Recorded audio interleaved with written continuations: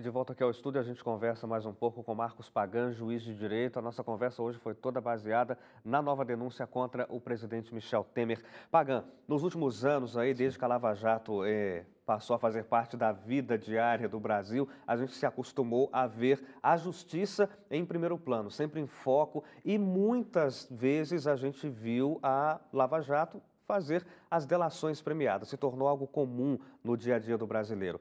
Esse problema agora que o Ministério Público teve com a delação do Joesley, será que pode enfraquecer esse aparato da justiça?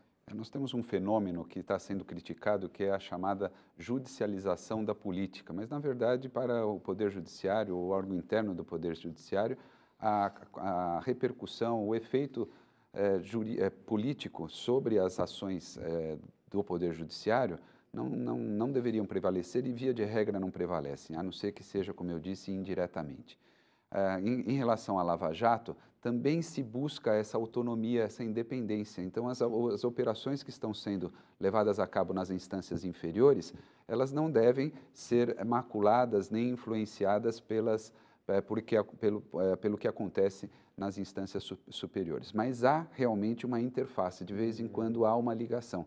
Então, determinada prova que é anulada e pode influenciar, uma decisão do Supremo Tribunal ou dos órgãos das instâncias superiores pode eventualmente ou enfraquecer ou anular algum ato da operação, e nós temos sempre, pelo devido processo legal, a necessidade de submeter as decisões dos juízes, no caso do juiz de Curitiba, o Sérgio Moro, às instâncias superiores. Então, há realmente uma interligação e, ainda que não se queira, existe sim uma interface que acaba gerando isso que você estava dizendo.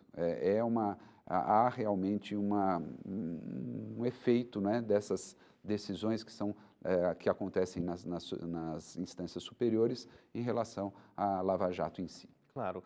Eu já ouvi de juristas Pagan, de constitucionalistas, na verdade, dizerem que o Supremo Tribunal Federal ele tem uma função de guardião da Constituição e que não seria função natural do Supremo fazer o que a gente se acostumou a ver, julgamentos, principalmente políticos, né? É isso mesmo? A gente está vendo o Supremo sendo obrigado a exercer uma função para a qual ele não foi constituído?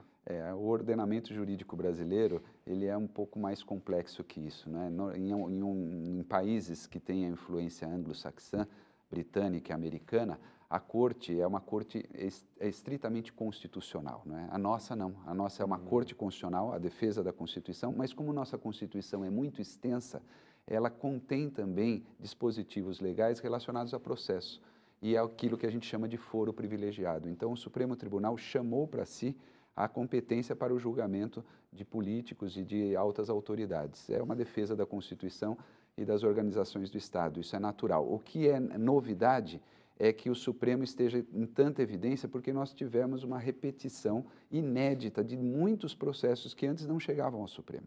Então, a Lava Jato e toda essa corrupção que acabou afetando o país fez com que o Supremo Tribunal Federal assumisse uma evidência que não é própria dele, realmente não é própria, mas está na Constituição e foi gerada por crimes de autoridades que têm foro privilegiado.